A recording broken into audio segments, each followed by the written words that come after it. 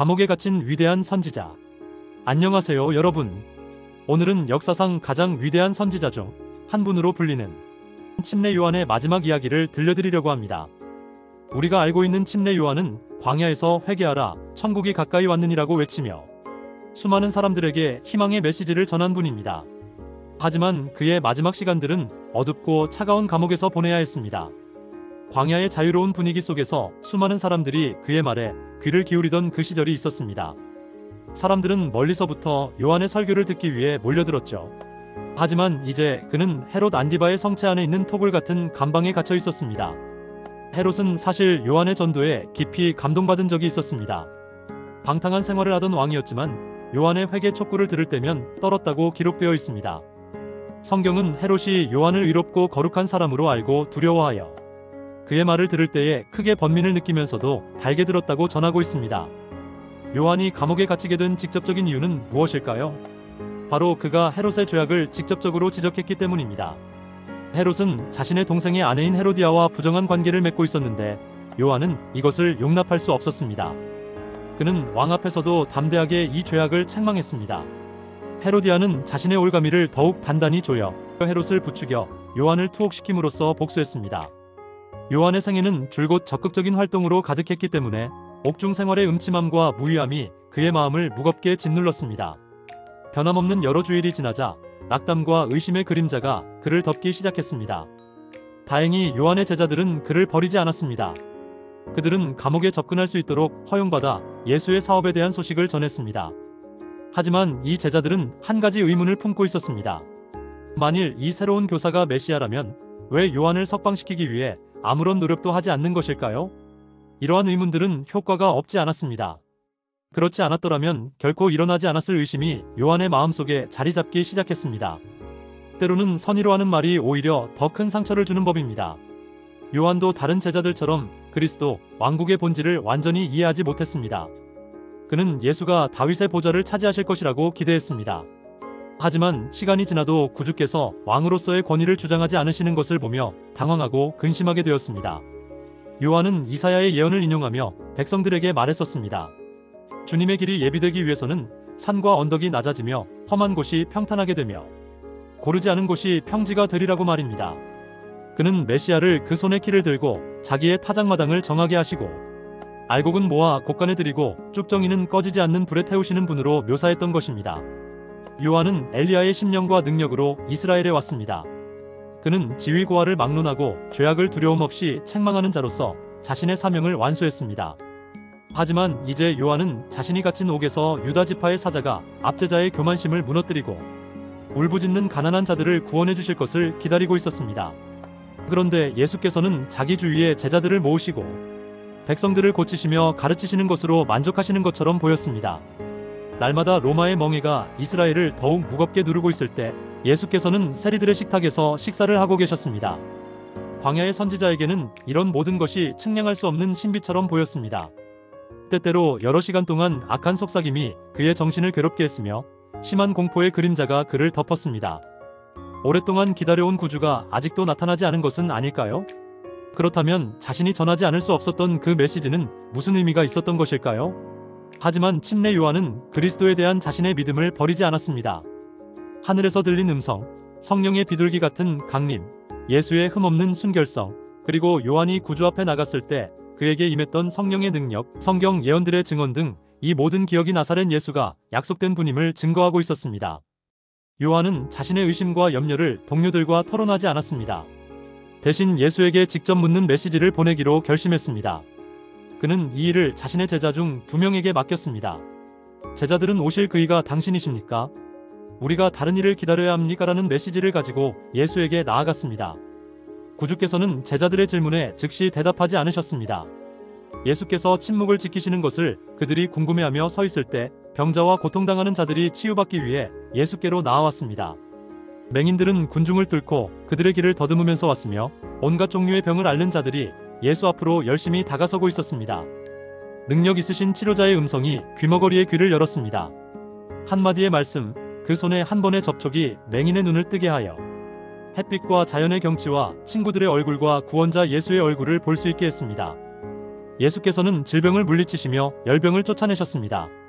그의 음성이 죽어가는 자들의 귀에 들릴 때 그들은 건강과 활력을 가지고 일어났습니다. 예수께서는 그들의 질병을 치료하시는 한편 백성들을 가르치셨습니다. 부정하다는 이유로 종교 지도자들이 멀리하던 가난한 농부들과 노동자들이 예수 주위에 가깝게 모였으며 예수께서는 그들에게 영원한 생명의 말씀을 하셨습니다. 이와 같이 요한의 제자들이 모든 것을 보고 듣는 동안 그날은 저물어갔습니다. 드디어 예수께서 그들을 부르시고 그들이 목격한 곳을 가서 전하라고 명하시며 이렇게 덧붙이셨습니다. 누구든지 나를 인하여 실족하지 아니하는 자는 복이 있도다. 그의 신성의 증거가 고통당하는 인류의 필요를 채워주시는 가운데 나타났습니다. 제자들은 그 메시지를 전했습니다. 그리고 그것으로 충분했습니다. 요한은 이사야의 메시아에 관한 예언을 떠올렸습니다. 여호와께서 내게 기름을 부으사 가난한 자에게 아름다운 소식을 전하게 하려 하심이라. 나를 보내사 마음 상한 자를 고치며 포로된 자에게 자유를, 갇힌 자에게 해방을 전파하게 하려 하심이라. 그리스도께서 하신 일은 자신이 메시아임을 선언했을 뿐 아니라 어떤 방식으로 그의 왕국이 세워질 것인지를 보여주었습니다. 광야에서 엘리야에게 보여주신 것과 같은 진리가 요한에게도 공개되었습니다. 그때 여호와께서는 바람이나 지진이나 불 가운데 계시지 않고 세미한 소리로 선지자에게 말씀하셨던 것입니다. 예수께서도 당신의 사업을 군대의 충돌이나 보좌와 왕국들을 뒤엎는 것을 통해서가 아니라 자비와 자기 희생의 생애로 사람들의 마음에 말씀하심으로 하실 것이었습니다. 누구든지 나를 인하여 실족하지 아니하는 자는 복이 있도다고 하신 구주의 말씀은 요한에 대한 은근한 책망이었습니다. 요한은 이 말씀을 간과하지 않았습니다. 그는 이제 그리스도 사명의 본질에 대해 더욱 명백히 깨달았으므로 그가 사랑하던 사업의 최선의 유익을 위하여 자신을 하나님께 굴복시켰습니다. 그 사자들이 떠나간 후 예수께서 요한에 대하여 사람들에게 말씀하셨습니다. 너희가 무엇을 보려고 광야에 나갔더냐? 바람에 흔들리는 갈대냐? 고 그는 말씀하셨습니다. 요단 강변에 자라서 산들바람이 불 때마다 흔들거리는 키 큰 갈대는 침례 요한의 전도를 비평하며 판단하는 종교 지도자들을 상징했습니다. 그들은 여론의 바람에 이리저리 흔들렸습니다. 하지만 하나님의 사자는 결코 이러한 마음을 갖지 않았습니다. 요한은 죄를 두려움 없이 책망하던 말을 했습니다. 모든 사람에게 똑같은 솔직성을 가지고 말했습니다. 그는 결코 인간의 칭송이나 편견의 바람에 휩쓸리는 흔들리는 갈대가 아니었습니다. 감옥에서도 광야에서와 같이 하나님에 대한 충성과 의에 대한 열성에는 변함이 없었습니다. 예수께서 계속해서 말씀하셨습니다. 그러면 너희가 무엇을 보려고 나갔더냐? 부드러운 옷 입은 사람이냐? 요한은 그 당시의 죄와 방종을 견책하도록 부름을 입었으며 그의 간소한 의복과 극기의 생애는 그의 사명의 성질과 일치하는 것이었습니다. 예수께서 말씀하셨습니다. 내가 진실로 너희에게 말하노니 여자가 낳은 자 중에 침례 요한보다 큰 이가 일어남이 없도다. 하늘이 위대하게 평가하는 것은 세상에서 크다고 여기는 부나 지위나 지적 선물이 아닙니다. 하나님께서 높이 평가하시는 것은 도덕적 가치입니다. 사랑과 순결이 하나님께서 가장 귀중히 여기시는 속성입니다. 요한이 자신의 영예를 구하지 않고 모든 사람에게 예수를 약속하신 분으로서 가리켰을 때 그는 하나님 보시기에 위대했습니다. 그리스도의 봉사를 보고 느낀 그의 이기심 없는 기쁨은 일찍이 사람이 나타낸 것 중에서 가장 숭고한 형태의 기쁨을 보여줍니다. 하지만 이제 요한의 마지막 시간이 다가오고 있었습니다. 헤로디아는 직접적인 방법으로는 요한을 죽이게 하는 일에 헤롯의 동의를 얻을 수 없을 것을 알고 술책으로 자신의 목적을 수행하기로 결심했습니다. 왕의 생일에 연회가 베풀어질 예정이었습니다. 이곳에서는 잔치와 술 취함이 있을 것이었습니다. 그 성대한 날이 이르러서 왕이 그의 신하들과 더불어 먹고 마실 때 헤로디아는 그의 딸을 그 연회석상에 보내어 손님들을 환대하는 춤을 추게 했습니다. 살로메의 유격적인 아름다움은 오만한 이 방탕자들의 관능을 사로잡고 말았습니다. 왕은 술에 취해 정신이 나가 있었습니다. 정욕에 완전히 사로잡혀서 이성은 창란되었습니다. 그는 헤로디아의 딸이 무엇을 원하든지 심지어 나라의 절반이라도 주겠다고 맹세하고 약속했습니다. 살로메는 무엇을 구해야 할지를 알기 위해 급히 자신의 어머니에게로 달려갔습니다. 대답은 준비되어 있었습니다. 그것은 곧 침례 요한의 머리였습니다. 그 소녀는 돌아와서 침례 요한의 머리를 쟁반에 담아 곧 내게 주기를 원합니다라는 끔찍스러운 청혼을 했습니다. 헤롯은 놀라서 당황했습니다. 광적인 환락은 그치고 불길한 침묵이 환락의 장소에 내려앉았습니다. 왕은 요한의 목숨을 앗는다는 생각을 하고 공포에 질려버렸습니다. 그러나 그는 이미 약속했으므로 변덕을 부리거나 경솔하게 보이기를 원하지 않았습니다. 그는 그들에게 그 죄수를 위해 말할 기회를 주었습니다. 그들은 요한의 전도를 듣기 위해 먼 거리를 여행했었으므로 그가 죄 없는 사람이요 하나님의 종임을 알고 있었습니다. 그러나 그들은 그 소녀의 요구에 충격은 받았지만 간언으로 중재하기에는 너무나 취해 있었습니다. 하늘의 사자의 생명을 살리라는 음성은 나오지 않았습니다. 거기에 있던 사람들은 국내에 신뢰할 만한 높은 지위를 차지하고 있었음에도 불구하고 감각이 마비되기까지 환락과 술 취함에 빠져 있었던 것입니다. 그들의 머리는 음악과 춤의 어지러운 장면 때문에 돌아버리고 양심은 잠자는 상태에 빠져버렸습니다. 그들은 침묵함으로써 한 파렴치한 여인의 복수심을 만족시키기 위해 하나님의 선지자에게 사형 선고를 선포한 것입니다. 헤롯은 할 수 없이 선지자를 처형하도록 명령했습니다. 요한의 머리가 곧 왕과 그의 손님들 앞에 운반되어 왔습니다. 헤롯에게 죄의 생활에서 돌이키라고 충성스럽게 경고하던 입술은 영원히 봉해졌습니다. 하룻밤의 환락이 가장 위대한 선지자 중 하나의 생명을 희생시켰던 것입니다. 정의를 수호하는 자들이 되었어야 할 자들의 부절제로 말미암아 무죄한 자의 생명이 얼마나 자주 희생되어 왔던가요? 취하게 하는 잔을 입술에 대는 자는 그가 취기 아래서 저지르는 모든 불의에 대해 책임이 있습니다. 그는 그의 감각을 마비시킴으로 냉정한 판단을 하거나 옳고 그른 것에 대한 명료한 지각력을 갖지 못하게 됩니다. 침례 요한의 머리는 헤로디아에게로 운반되었습니다. 그녀는 악마처럼 만족하게 그것을 받았습니다. 그녀는 복수하게 된 것을 광란적으로 기뻐하며 이제는 헤롯의 양심도 다시는 가책을 받지 않을 것이라고 자위했습니다. 그러나 그녀가 지은 죄가 그녀에게 행복을 가져다 주지는 않았습니다. 헤롯은 요한의 경고를 받을 때 느낀 것보다도 더 심한 양심의 가책을 받았습니다.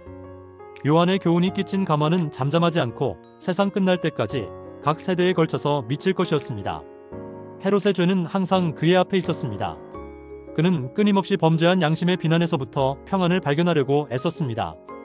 헤롯은 그리스도께서 하시는 일에 대해 듣고 몹시 괴로워했습니다. 그는 하나님께서 요한을 죽음에서 일으키셔서 더욱 위대한 능력으로 죄를 지적하기 위해 그를 보내신 것이라고 생각했습니다.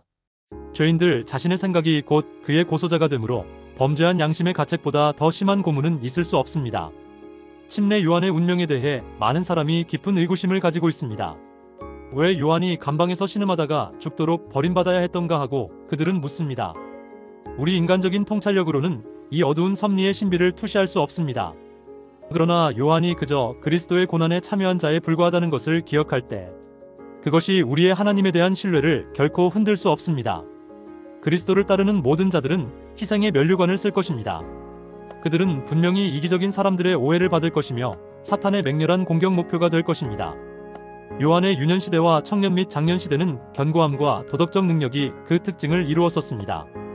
너희는 주의 길을 예비하라는 그의 음성이 광야에 들리자 사탄은 자신의 왕국의 안전을 인해 두려워했습니다.